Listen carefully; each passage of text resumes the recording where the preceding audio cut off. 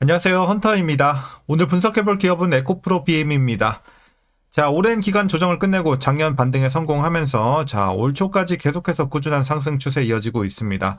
자, 이제 벌써 저점 대비해서도 2배 가까이 올라온 상황에서 앞으로도 지금의 상승 추세 이어질 수 있을지 분석을 통한 향후 주가의 흐름 알아보도록 하겠고요.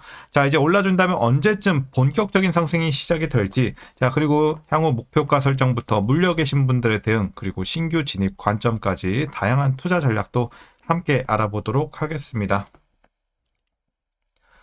자, 이어서 수급상황입니다. 한 달 기준으로 개인이 팔았고요. 외국인과 기관이 샀습니다. 그리고 최근까지도 거의 비슷한 스탠스가 유지가 되고 있습니다. 그래서 최근의 상승 흐름은 외국인과 기관의 매수세가 이끌어내고 있다 보시면 되겠고요.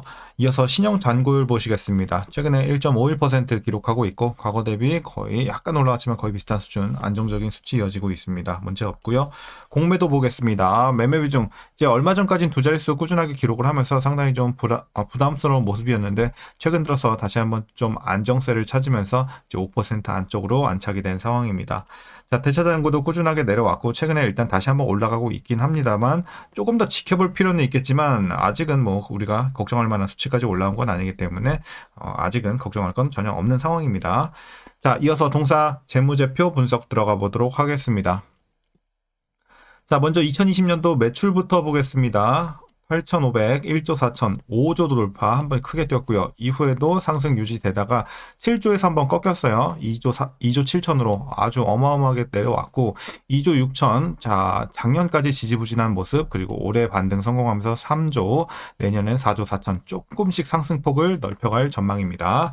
자, 영업이익 보겠습니다. 500, 1100, 3800까지 좋았고 이후 우하향하면서 마이너스 300대까지 내려왔습니다. 다만 작년에 반등하면서 턴어라운드 진행이 되면서 1200까지 회복을 합니다. 그리고 이제 올해는 횡보하면서 1200대 그대로 유지가 되면서 사실 조금 아쉬운 모습입니다. 다만 실적 모멘텀은 내년부터 한 2배 이상 좀 뛸 수 있을 것으로 보여지고 있어서 올해는 아쉽지만 내년을 좀 기약해 봐야 될 것 같습니다. 영업이익 관련해서. 자, 당기순이익은 이제 올해까지 눌려가는 형세, 그리고 내년부터 반등 보시면 되겠습니다. 그래서 올해는 좀 실적은 좀 아쉬운 상황입니다. 자, 이어서 이제 분기별로 전년 대비 영업이익만 한번 살펴보도록 하겠습니다. 자, 전년 대비 비교해보면 일단 지난 3분기에는 마이너스 400에서 500으로 좋은 실적 나왔고요. 자, 4분기에는 마이너스 30에서 240으로 마찬가지로 플러스 전환 괜찮은 수치 이어지고 있습니다. 1분기는 20에서 130 마찬가지. 다만 2분기부터는 또 쉬어갈 수 있겠습니다. 490에서 230으로 반토막. 자, 그래서 조금 이제 불안정한 모습은 아직 있습니다. 그래도 나쁠 건 없지만 계속 조금 들쭉날쭉한 모습이 이어지고 있습니다.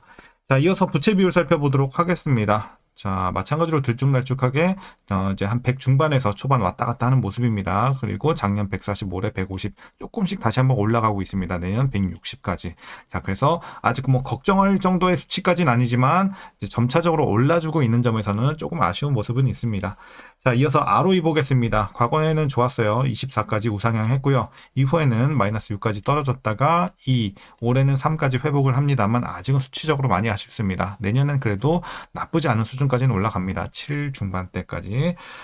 자, EPS 주당 순이익도 마찬가지로 작년 턴어라운드 이후에 이제 올해부터 조금씩 회복하면서 내년 좀 더 기대를 해볼 수 있는 상황입니다. 주당 순이익 흐름은 괜찮고요. 다만 이제 배당이 없습니다. 현재도 없고 앞으로도 일단 예상치는 나오고 있지 않습니다. 참고하셔야 되겠고요. 자, 마지막으로 현재 PER은 262.61배, 그리고 PBR은 8.9배에 나오고 있습니다. 그래서 현재 주가 밸류에이션 상황은요, 지금은 이제 상당한 고평가 구간입니다. 지금은 다소 비싼 구간에 위치가 되어 있습니다. 실적 대비 주가의 레벨은 비싼 구간입니다. 자, 지금 뭐 실적 자체가 엄청나게 나오고 있진 않은데 지금 주가는 뭐 벌써 2배가 올랐기 때문에 지금은 누가 봐도 고평가 구간입니다. 자, 이어서 동사 관련 이슈 한번 살펴보도록 하겠습니다. 먼저 지난해 이제 4분기 실적인데요. 매출은 전년 동기 대비 25% 증가, 그리고 영업이익은 흑자 전환할 것이란 전망이 나오고 있습니다. 그 배경으로는 감가상각 내용 연수를 연장하면서 과거에 잡아놨던 감가상각비 약 400억 원이 환입돼 실적에 반영이 됐고요. 이 밖에도 리튬 가격 상승에 따른 평가이익도 소폭 영향을 미쳤다고 보여지고 있습니다. 자, 다만 이제 중장기 개선 속도가 좀 더디다는 평가가 나오고 있습니다. 동사의 2026년, 그러니까 올해 판매량이 7만 3천 톤으로 전년 대비 2% 증가에 그칠 것으로 보여지고 있고, 포드가 이제 지난해 12월 전기차 전략을 수정하면서 SK온 포드향 물량 기대치가 낮아졌고, 유의미한 반등은 삼성 SDI 46 시리즈와 LFP 양극재 양산이 본격화되는 내년 이후에나 가능할 전망입니다. 또 이제 원재료 가격 상승에 따른 판가 인상 효과 자체는 긍정적이긴 합니다만 단기 수익성 개선폭은 제한적일 것이다라는 분석도 나오고 있습니다. 리튬, 니켈, 코발트 가격 상승으로 올해 1분기부터 양극재 판가 인상이 반영되면서 레깅 효과를 기대할 수 있겠고요.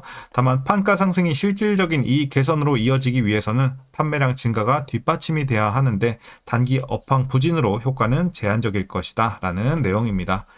이어서 BM은 SK온 출하량 감소에도 헝가리 공장 가동으로 물량을 방어하겠지만 EM은 삼성 SDI ESS향 출하 증가에도 전기차량 물량이 하반기부터 헝가리로 이전되며 감소할 전망입니다. 그리고 출하량 7만 톤은 24년 물량과 비슷하지만 당시 평가이익 환입액을 제외하면 대부분 적자였고요. 달라진 점이라면 이제 견조한 메탈 가격과 감가상각비 감소가 되겠습니다. 그리고 추가적인 주가 상승을 위해서는 헝가리 공장의 CATL 수주가 필요할 것으로 보여지고 있습니다.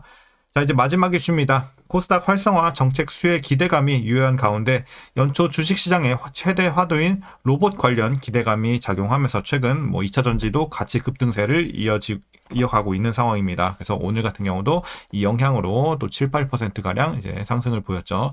자, 그리고 이제 전고체 배터리의 경우 B2C 제품인 자동차용으로 사용하기엔 높은 가격이 부담스럽다라는 평가를 받고 있으나 상대적으로 가격 민감도가 낮은 B2B 제품인 휴머노이드 로봇에서는 확실히 좀 이제 높은 에너지 밀도라든지 뛰어난 안정성, 충전 속도 우위 등이 강점으로 발휘될 수 있을 것으로 기대가 되고 있습니다.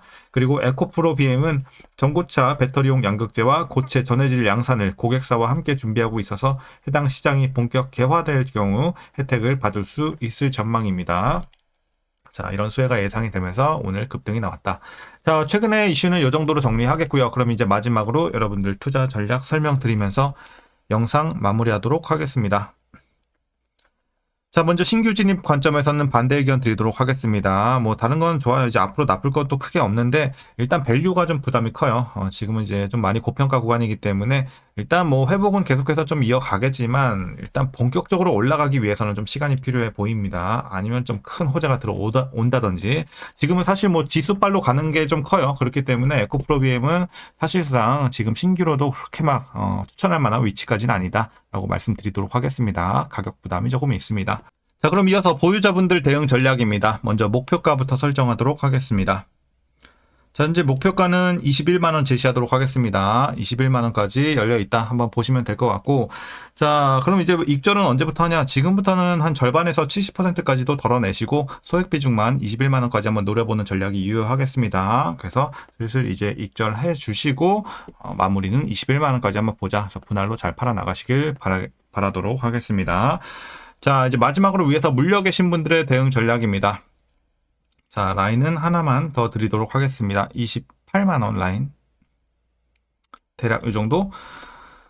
자, 이제 과거에 고점이 형성이 됐기 때문에 아까 이제 28만원을 제시해 드린 거예요. 자, 고점에서 물린 분들은 최소 28만원 언더로 맞춰주시고, 그렇지 않은 분들은 가능하시면 이상적인 구간은 21만원 그냥 목표 주가 그대로 보면 됩니다. 21 언더로 맞춰주시면 큰 문제는 없다. 21만원 위에 계신 분들 21 언더로 빼주시고 보유하시다가 탈출 혹은 익절까지 보시면 되겠습니다.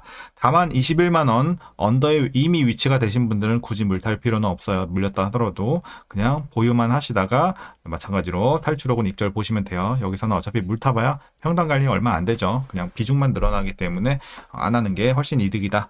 비효율적이다 물타는 것은 이렇게 말씀드리면서 오늘 물타기 전략까지 마치도록 하겠습니다. 자, 그럼 오늘도 시청해 주셔서 감사합니다.